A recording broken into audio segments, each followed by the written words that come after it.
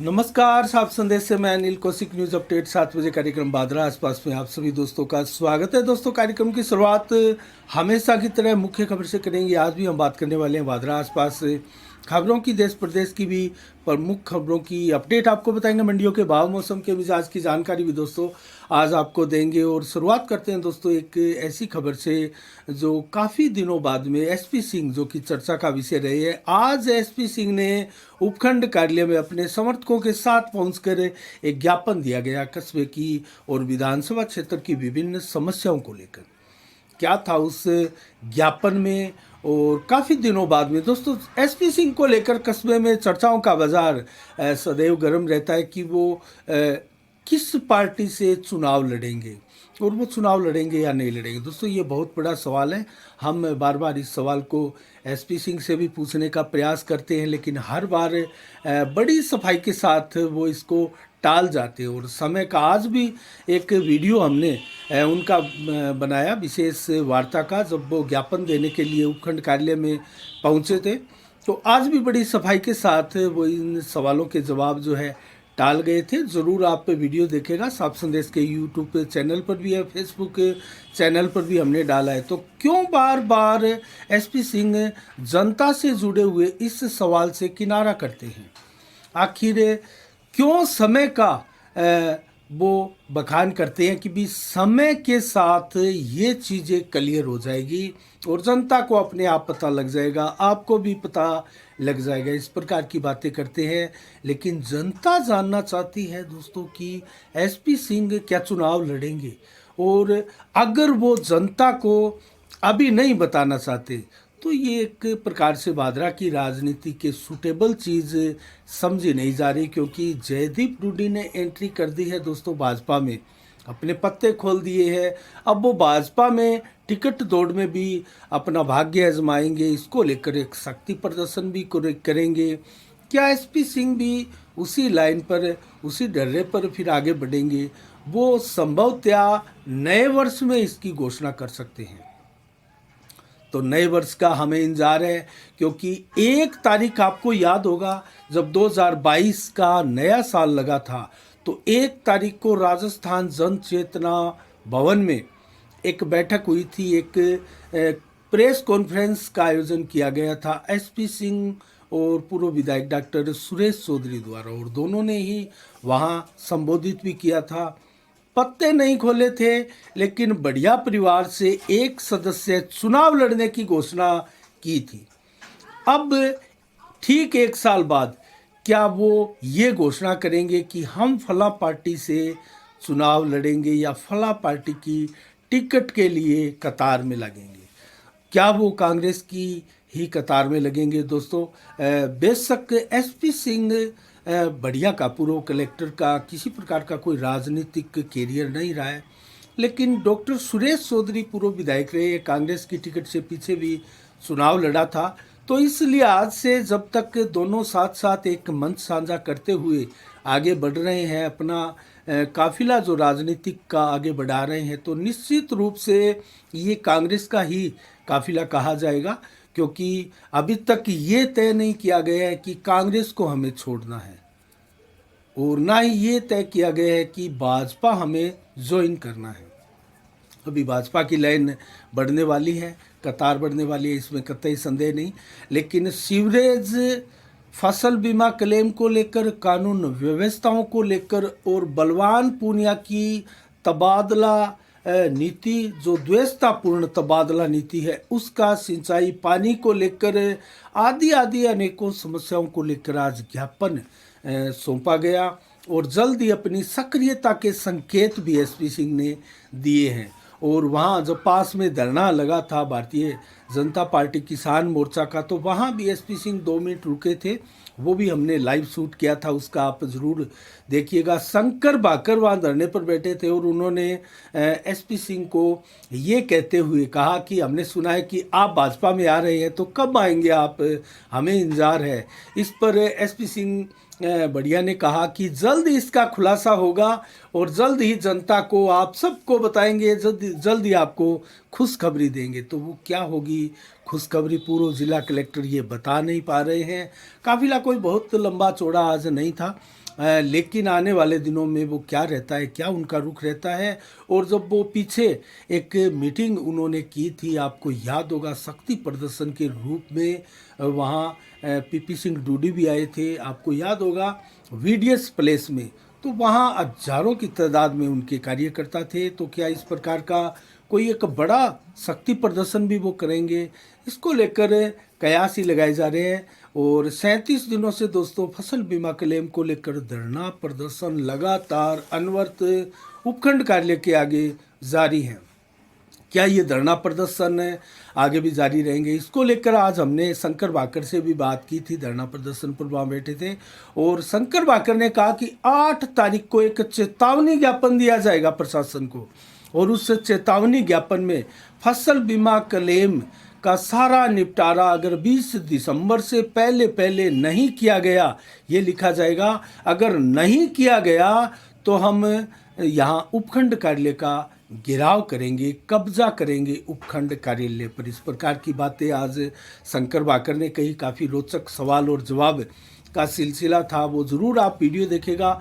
YouTube channel पर भी है और फेसबुक पेज पर भी वो लाइव है। और दोस्तों रामगढ़ में भी धरना लगातार जारी है। और इसी के साथ दोस्तों आज तहसील परिसर में अर्जुन वेश हो या स्टाम्प विक्रेता हो या फिर डीड राइटर हो, नोटेरी हो, इन सब की एक सामूहिक चुनावी प्रक्रिया आज हुई।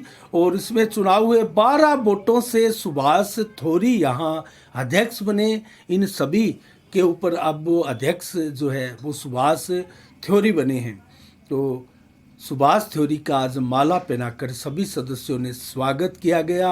और इसी के साथ आज ब्लड बैंक जो विवेकानंद परिसर क्षेत्र में स्थापित है, वहाँ HDFC बैंक स्टाफ की तरफ से और भीम आर्मी की तरफ से, क्योंकि आज भीमराव अंबेडकर का जो है परिनिर्वाण दिवस जिसको बोलते हैं महापरिनिर्वाण दिवस, क्योंकि 1956 में भारतीय संविधान प्रमुख कहें, निर्माता कहें और स्वतंत्र भारत के हम पहले कानून मंत्री भी भीमराव जी अंबेडकर को कह सकते हैं। इनका निधन दोस्तों आज के दिन 1956 को हुआ था। तो इस दिन को महापरिनिर्वाण दिवस के रूप में सदैव मनाया जाता है। तो इसी के उपलक्ष्य में भीम आर्मी ने इस दिवस को मनाने के साथ साथ एक रक्तदान शिविर का भी आयोजन सांझी रूप में HDFC बैंक के सभी स्टाफ के साथ किया गया। और लगभग 150 का इसमें टारगेट रखा गया था। 100 यूनिट रक्तदान हुआ देर शाम को। युवा और युवतियों ने इसमें भाग भी लिया। और इसी के साथ दोस्तों एक और खबर के ऊपर आपका ध्यान आकर्षित करना चाहेंगे। आज हाईकोर्ट ने राजस्थान सरकार को एक प्रकार से विधानसभा अध्यक्ष और सचिव को नोटिस जारी किया गया। ये नोटिस जारी किया गया था जिन 91 विधायकों ने इस्तीफा दिया था। आपको याद होगा जो एपिसोड पीछे चला था सचिन पायलट और अशोक गहलोत के दरमियान, उसके दौरान तमाम जो घटनाक्रम राजस्थान में आयोजित हुए थे, उसके तहत 91 विधायकों ने अपने इस्तीफे सौंपे थे। वो मामला अभी तक लंबित है। उसके बाद में खड़गे जो है राष्ट्रीय अध्यक्ष भी कांग्रेस के बन चुके हैं और राष्ट्रीय अध्यक्ष बनने के बाद में इस मामले पर कार्रवाई करने की भी बात की गई थी, क्योंकि अजय माकन और खड़गे स्वयं में यहाँ पर्यवेक्षक बनकर आए थे सोनिया गांधी की तरफ से। उन्होंने सोनिया गांधी को लिखित भी 1-2 पन्नों की रिपोर्ट सौंपी थी और उसमें कुछ नेताओं पर आरोप भी तय किए थे, लेकिन उन पर कोई कार्रवाई अभी तक नहीं हुई। उसके बाद में अजय माकन ने भी इस्तीफा दे दिया था प्रभारी पद से, राजस्थान के प्रदेश प्रभारी थे। उसके बाद में दोस्तों खड़गे भी राष्ट्रीय अध्यक्ष बन चुके हैं, लेकिन अभी तक ये मामला लंबित है। लेकिन यहाँ प्रतिपक्ष के नेता राजेंद्र राठौड़ ने यह मामला हाईकोर्ट में याचिका के साथ उठाया और इस मामले पर संज्ञान लेने के लिए कहा और कार्रवाई करने के लिए कहा। तो हाईकोर्ट ने आज इसको लेकर एक नोटिस दिया है विधानसभा के अध्यक्ष को और सचिव को। अब जल्द ही क्या जवाब देते हैं विधानसभा अध्यक्ष और सचिव, ये देखने वाली बात है।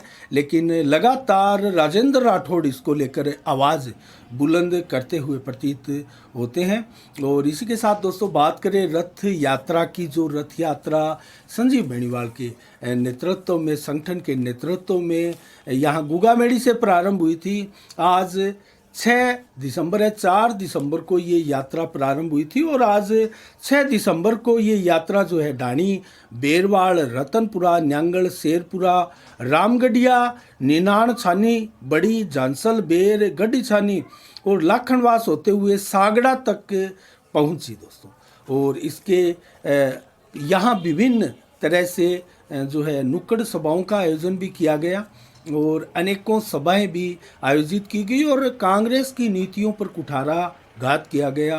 संजीव बेनीवाल द्वारा भाजपा की रीति नीतियों का यहाँ बखान भी किया गया। कल 7 दिसंबर को ये यात्रा बोलावास, चक चिड़िया गांधी, गांधीबड़ी, मलखेड़ा, जनाना, महाराणा, बिराण और उदराण के साथ सौवाड़ा और बाम्बलवास में जाकर कल का समापन होगा। उसके बाद में 2 दिन शहर में ये यात्रा चलेगी। इसके अलावा बात करें दोस्तों, यहाँ जो सहकारी समिति के चुनाव संपन्न हो रहे हैं सभी मैं कहूँ तो पंचायतों में, वो लगभग 10 तारीख तक संपन्न हो जाएंगे। पहले दिन सदस्य बनाए जाते हैं, उसके अगले दिन अध्यक्ष और उपाध्यक्ष के चुनाव होते हैं। उसके बाद में दोस्तों बड़े चुनाव भी इसको लेकर सहकारी समिति के आयोजित किए जाएंगे।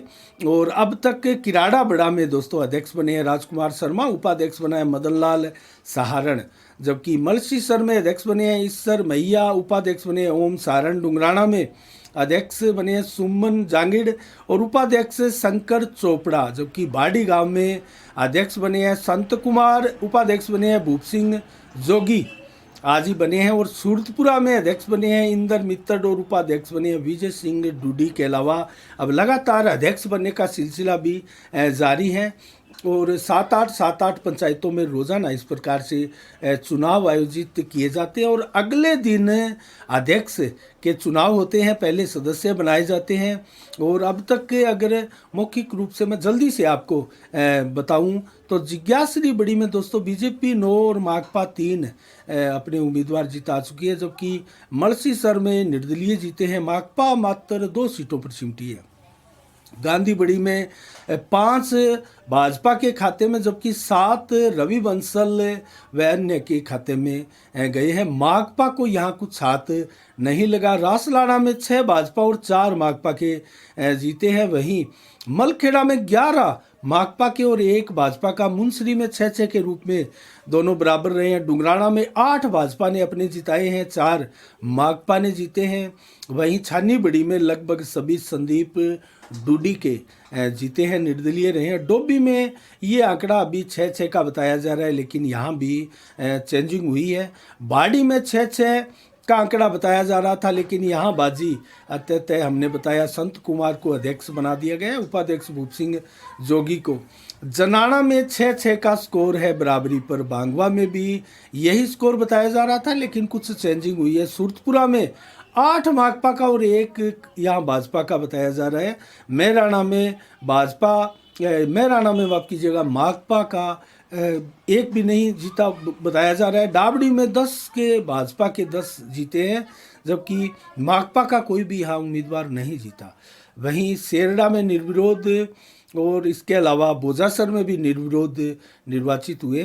और खचवाड़ा में 9 माकपा के जीते हैं, भाजपा का यहाँ खाता नहीं खुला बताया जा रहा है। डुंगराना में 8-4 हमने बताया। बानगढ़ में 3 भाजपा 9 माकपा और किराड़ा बड़ा में 9 भाजपा और 1 माकपा के अलावा रामगढ़िया में भी भाजपा का खाता नहीं खुला बताया जा रहा है और यहाँ निर्दलीय और माकपा के उम्मीदवार जीते हैं। तो इस प्रकार से ये रुझान लगातार दोस्तों आ रहे हैं।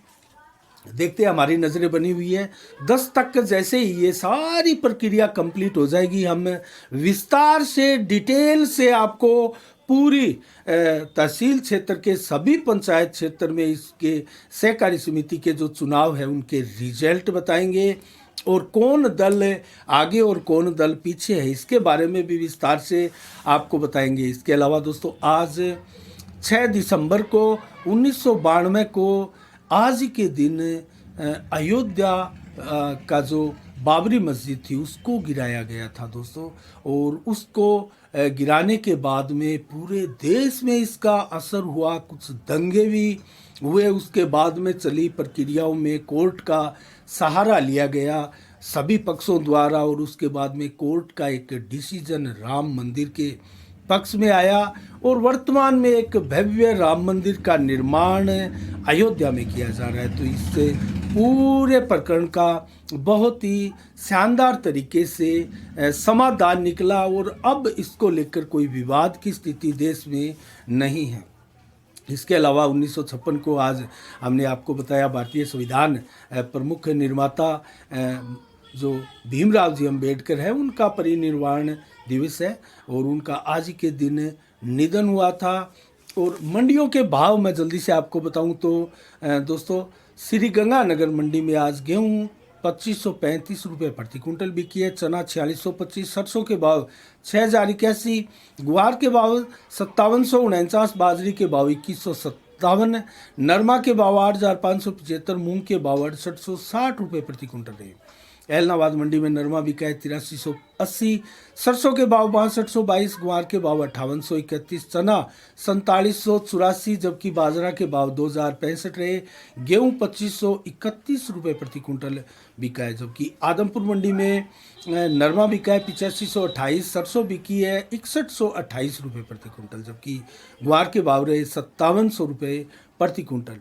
सरसा मंडी में नरमा बिका है 8382, नरमा का रेट भी काफ़ी कम हुआ है। कपास के भाव 9460, जबकि सरसों 6060, ग्वार के भाव 5641 रहे हैं। और नौहर मंडी में नरमा बिका है 8350, कपास बिका है 9600, अरंडी के भाव 7175, ग्वार के भाव 5750 रुपये प्रति कुंटल, जबकि चना के भाव 4785, सरसों के भाव 6030, मूंग के भाव 6934, मोट के भाव 6441, बाजरा 6160 रुपये प्रति कुंटल बिका है, जबकि सादुलपुर मंडी में ग्वार 5860, चना के भाव 4850, मूंग के भाव 6800, मोट के भाव 6150 रुपये, गेहूं के भाव 2600, बाजरा के भाव 2060, सरसों 5950 रुपये, तारामीरा 5000 और तिल के भाव, काले तिल के भाव 11600 रुपये प्रति क्विंटल रहे हैं। इसके अलावा आज के दिन दोस्तों बुलेटिन में इतना ही। कल ठीक शाम 7 बजे फिर आपसे रूबरू होंगे नई खबरों के साथ, नई समीक्षा के साथ और मौसम का मिजाज बताएं। तो दोस्तों बरसात यहाँ बहुत दूर है और आज 22 से 24 डिग्री टेम्परेचर दिन भर रहा। 0% बादल आज छाए रहे, बिल्कुल बादल नहीं थे, मौसम बिल्कुल साफ। कल भी मौसम बिल्कुल साफ रहेगा, बादल आसमान में दिखाई नहीं देंगे और 22 से 25 डिग्री मैक्सिमम टेम्परेचर कल रहेगा और लगभग 11 से 18 किलोमीटर की रफ्तार से हवाएं कल दिन भर और रात्रि को चलेगी। तो मुझे दीजिएगा इजाज़त, आप अपना बहुत बहुत ख्याल रखिएगा। साफ संदेश से मैं अनिल कौशिक, नमस्कार, जय भारत, जय जय राजस्थान।